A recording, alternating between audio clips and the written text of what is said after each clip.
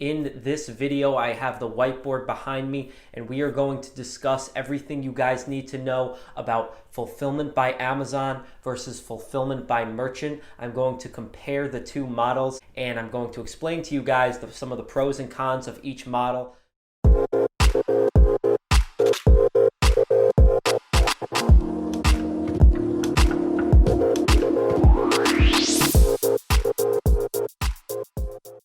What's going on, YouTube? Welcome back to my channel. For those of you who are new on this channel, we explore tips, strategies, and experiences that I have had that will help you start and build up your Amazon FBA wholesale business. In this video, I have the whiteboard behind me, and we are going to discuss everything you guys need to know about fulfillment by Amazon versus fulfillment by merchant. I'm going to compare the two models, and I'm going to explain to you guys some of the pros and cons of each model. Personally, I have spoke about this in other videos. 90 to 95% of my inventory is fulfilled by Amazon. However, there is that 5 to 10% of my inventory that I fulfill to customer.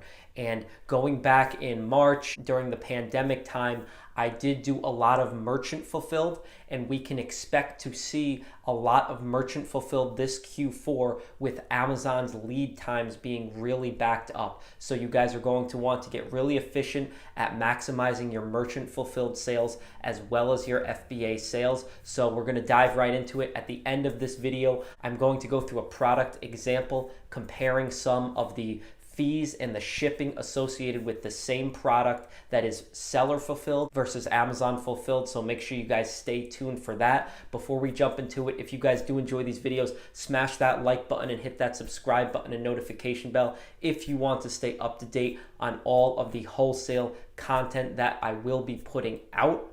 Without further ado, let's jump right into it. We're going to break down the pros and the cons associated with FBA and FBM, and we'll start on the FBA side of things. So some of the pros of fulfillment by Amazon, and let me back it up for a second. For those of you who don't know, fulfillment by Amazon is a service that we utilize where we send our inventory in bulk to Amazon's warehouse, and then Amazon charges a fee and they ship the items to the customers, and they handle everything from customer service to returns. So a great business model to scale. And the reason for that is because we don't have to worry about shipping individual items to each customer when one customer purchases from your storefront.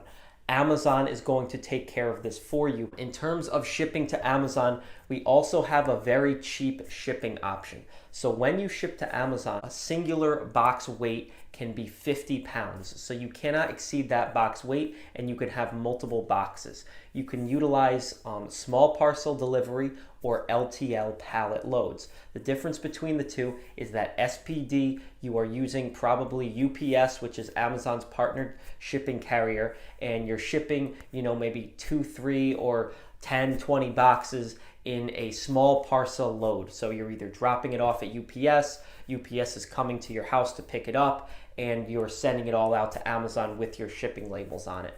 The difference between that and the LTL service is that LTL, you're actually utilizing freight. So you're loading up a pallet, you're creating a pallet, putting your boxes on the pallet, and then wrapping up the pallet and making sure that it abides by Amazon's rules and guidelines for shipping pallets to their warehouse. So with this option, you have to have a little bit more at your disposal. You have to have the manpower to get together a pallet, and you also have to have a truck that comes to your location with a lift gate, or you have to have a loading dock at a warehouse in order for the truck to pick the pallet up onto or load it into the back of the truck. So in order to ship LTL, you're probably going to want a warehouse with a loading dock. It just makes the process a lot more smoother. For the most part though, you are probably going to be shipping SPD, small parcel, especially if you are a beginner seller. So that is just a brief overview of the two different ways we can ship to Amazon. And again, guys, we can have our suppliers ship SPD or LTL directly to Amazon's fulfillment center using our shipping labels. So again, FBA is a great business model to scale. I cannot emphasize that enough. That's why I put it at the top here. Cheap shipping. So SPD is going to be a little bit more expensive than LTL. And the reason for this is that when you palletize a shipment, what happens is the shipping cost overall goes significantly down. When you do ship to Amazon, you will primarily be looking at, on average, 50 cents per pound. So make sure you just factor that into your product cost when you're doing your estimates on shipping. The next positive or pro of Amazon FBA is that Amazon is providing the fulfillment. So I have this little acronym that I came up with, which is RRC. So Amazon is handling returns, refunds, and customer service.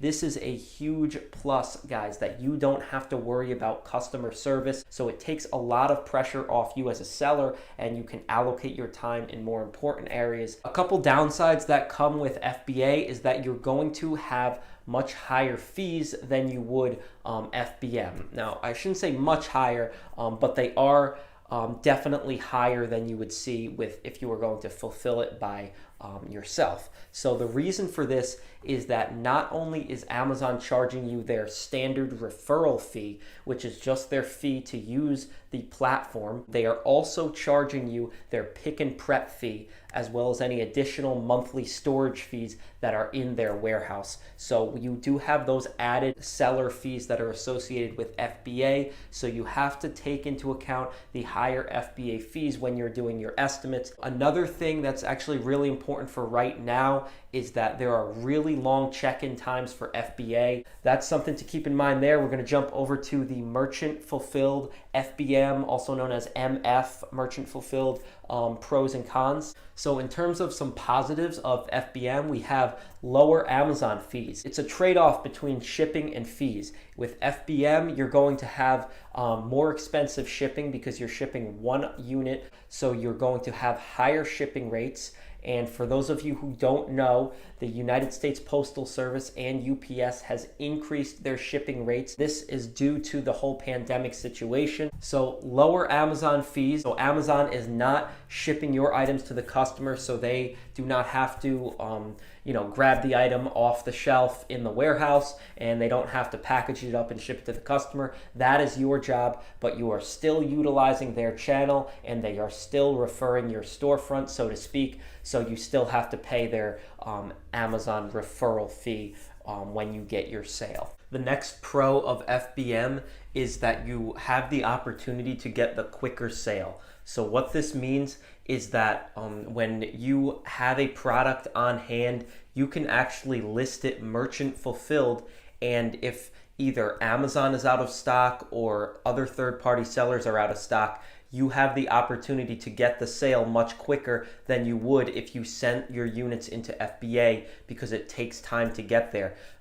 Utilizing FBM is a great way to capitalize when Amazon is out of stock on the listing, because the price naturally goes up when Amazon is out of stock, and then you have the opportunity to grab that sale when the competition is lower on that particular listing. Let's jump down here to some of the cons of FBM. As we've mentioned before, we have a higher shipping rate on FBM. The reason for this is that we're utilizing the United States Postal Service, or we're using UPS to ship one individual unit out to customers, as opposed to sending a bulk shipment through UPS to Amazon. Basically, the way the process works for merchant fulfilled is that you are buying your shipping through Amazon at a discounted rate, and then you will print your shipping labels and put them onto your package and then ship the items out to the customer.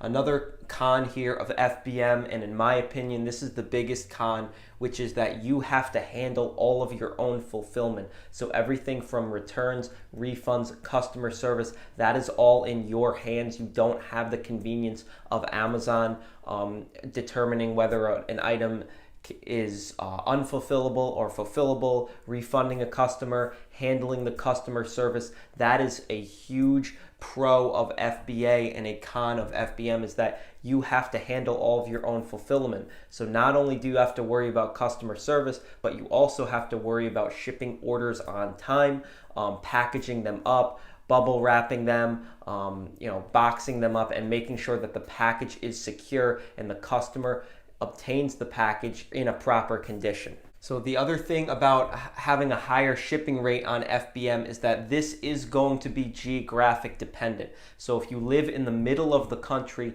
naturally your shipping rates are going to be lower than someone like myself who lives on the east coast of the country. So if I get a merchant fulfilled order out in California, I'm going to have to pay a decent amount and more in shipping to ship my item to California than someone in the Midwest. So now that we've covered some of the pros and cons of merchant fulfilled and Amazon fulfilled, I want to jump into an example of comparing an actual product that I purchased through retail arbitrage that I have determined that I'm going to list merchant fulfilled instead of Amazon fulfilled, and I want to go through my thought process on why I executed this. So as you guys will see from the pop-up, this is a screenshot of the Amazon seller app that breaks down all of the fees, your buy cost, your shipping rate, as well as your sell price. So merchant fulfilled, we're listing the item at $173.99. This is the competitive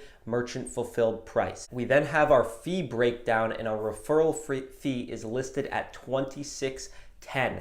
And guys, take note here that we are not paying a pick and prep fee because we are utilizing merchant fulfilled. So $26.10 is our total fee that we are incurring from Amazon. We then have our shipping rate, which I estimated at $20 on a conservative end.